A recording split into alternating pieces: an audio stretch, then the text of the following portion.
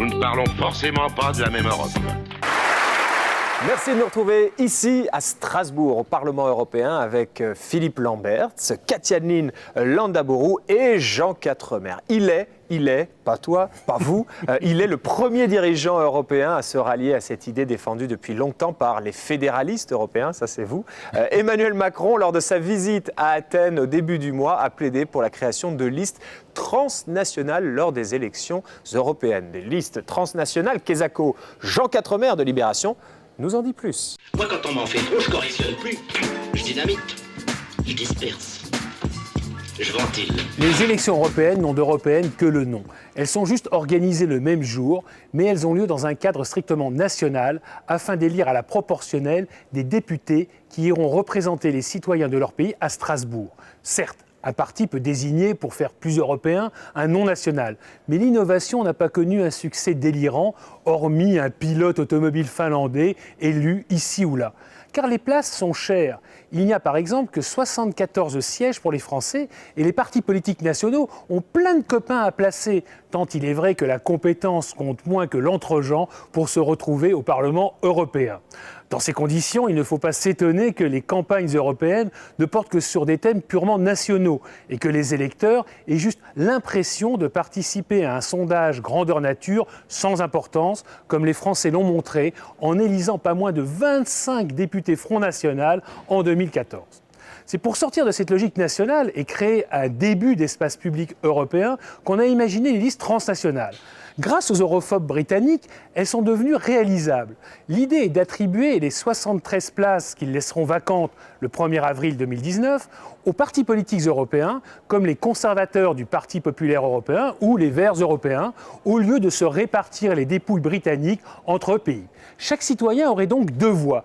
L'une pour désigner les députés nationaux, l'autre pour désigner des députés transnationaux. Les thèmes de campagne seraient ainsi moins locaux puisque les partis européens feront campagne dans tous les pays en même temps. Et à terme, cela créera peut-être une classe politique européenne comme il existe une classe politique fédérale aux États-Unis. Il reste des questions à trancher avant que cette idée fédéraliste en diable se réalise. D'une part, combien de députés seront ainsi élus, puisque tout le monde a conscience qu'il faut donner davantage d'élus à plusieurs grands pays, dont la France, gravement sous-représentés au regard de leur population. 50 plus, c'est à voir. D'autre part, il faudra réunir l'unanimité des 27 pour changer les lois électorales. Et ça s'annonce coton. Trop sans doute pour que cette innovation ait une chance de voir le jour avant les élections de 2019.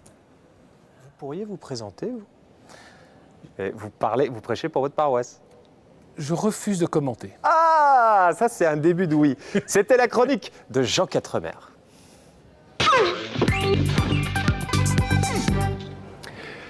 Voilà, 73, 73 postes vacants. Une fois le Brexit, on a 73 Britanniques en moins, 73 eurodéputés en moins. Qu'est-ce qu'on fait avec ça, Philippe Lamberts? On fait des économies, on les supprime carrément, ou bien on les transforme en postes transnationaux, comme le propose Jean Quatremer. D'abord, comme Jean l'a dit, il faut corriger un certain nombre de disparités qui ne sont pas légales, en fait, puisqu'on a ce qu'on appelle une proportionnalité dégressive dans l'attribution des postes. Donc plus le pays est grand, plus la circonscription qui élit un député doit être grande, mais il y a des distorsions et donc il faut les corriger, ce qui exige une vingtaine de sièges si on veut que personne n'en perde.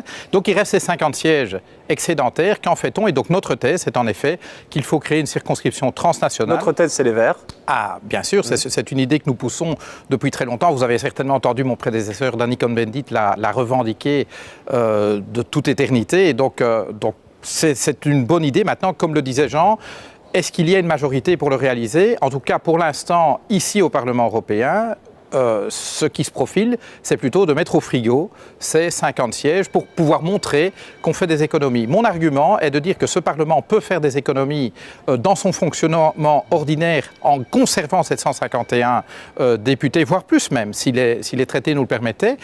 Mais il faut que ce Parlement ait alors la volonté de faire des coupes là où peut-être les dépenses sont un peu somptuaires. Donc pour moi, ce n'est pas un argument. Le vrai argument, c'est est-ce qu'on peut commencer à créer un espace politique vraiment pan-européen? Parce que vous savez, si vous voulez être élu en Allemagne, vous devez parler de discipline budgétaire. Si vous voulez être élu en France, vous devez parler de solidarité. Mais lorsque vous concourez sur une circonscription transnationale, vous devez être capable de parler vous balancez à Paris. Une soupe tiède. Pardon ? Est-ce que c'est possible ? Justement pas. Est-ce que c'est possible ? Vous êtes obligé de parler à la fois de solidarité et de responsabilité quand il s'agit de la zone euro, et aussi bien à Berlin qu'à Paris. Et ça, c'est l'exercice, je pense, qu'on attend de responsables politiques véritablement européens et qui ne parlent pas seulement à un petit bout de l'opinion publique en lui chantant la chanson qu'elle a envie d'entendre. Vous y croyez ça, Katia Lynn ? Alors, j'y crois. Si vous êtes à Berlin, vous parlez le berlinois. Si vous êtes à Paris, vous parlez le parisien. Effectivement, quand on est en France et quand on suit la campagne des Européens, on est un peu déçus. C'est que des débats franco-français. Et puis, je pense qu'il y a une vraie fenêtre d'opportunité. On a essayé déjà de faire la réforme, c'était en 2015. Les États membres s'y sont opposés parce qu'ils se sont dit on va perdre des sièges de députés. Il n'était pas encore question de Brexit à cette époque-là. Aujourd'hui, on a quand même une réserve de sièges qui permettrait de faire cette réforme. Mais moi, là, j'ai une question à vous poser, peut-être à vous deux. Je ne comprends pas très bien comment ça fonctionnerait. Il y aurait 2 catégories d'eurodéputés. Ils s'intégreraient dans les groupes existants. Est-ce qu'ils seraient assez nombreux pour créer leur propre groupe ? Non, tout ça sont des questions auxquelles j'ai un peu de mal à avoir une vision très claire. Sur lesquelles... Vous auriez une liste européenne, des Verts, une liste européenne du PPE, des socialistes, et c'est évident que les eurodéputés verts qui seraient élus sur la circonscription fédérale rejoindraient le groupe vert, c'est assez naturel. Il pourrait y avoir une autre liste, par exemple Emmanuel Macron qui voudrait un En Marche. Ça, on a bien compris. Oui, mais il y aura un En Marche transnational et un En Marche national. Et je crois que l'idée, c'est que des candidats à la Commission européenne, donc les devraient concourir, Spitzenkandidaten, concourir sur cette circonscription fédérale, c'est évident. Exactement, voilà. Donc on aurait... fédéral. C'est quand même... C'est fédéral. Odieuse idée fédéraliste. Oui, et vous avez, là, c'est encore une fois, qui a sorti cette idée ? Alors effectivement, ce sont les Verts, le groupe le plus fédéraliste.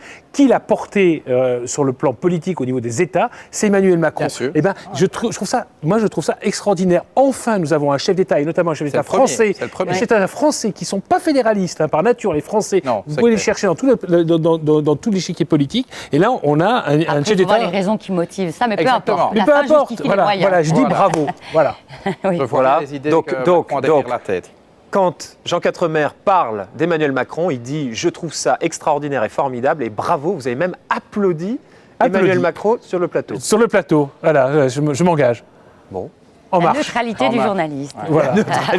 La neutralité, c'est pas seulement critiquer, c'est aussi approuver quand des choses positives se font. Voilà, l'objectivité, l'honnêteté, et ben c'est cela aussi. Dire quand c'est bien, c'est bien. Les choses se font pas. Un homme se juge sur ses actions, pas sur ses paroles. Pour l'instant, c'est beaucoup de paroles. On sent une femme déçue. Oui. Non, je reste prudent. Arrêtez de juger les hommes. Mais pas du tout. Merci beaucoup, Philippe Lambert, eurodéputé belge des Verts, président du groupe des Verts au Parlement européen. Merci, Katia Nandaburu de France 24. Merci Jean Quatremer de Libération. Merci également à Hélène Leroux qui nous a aidés à préparer cette émission qui touche à sa fin. Merci aux équipes du Parlement européen qui l'ont mise en image. Mais vu que c'est tout le temps la faute à l'Europe, paraît-il, rendez-vous la semaine prochaine. Nous ne parlons forcément pas de la même Europe.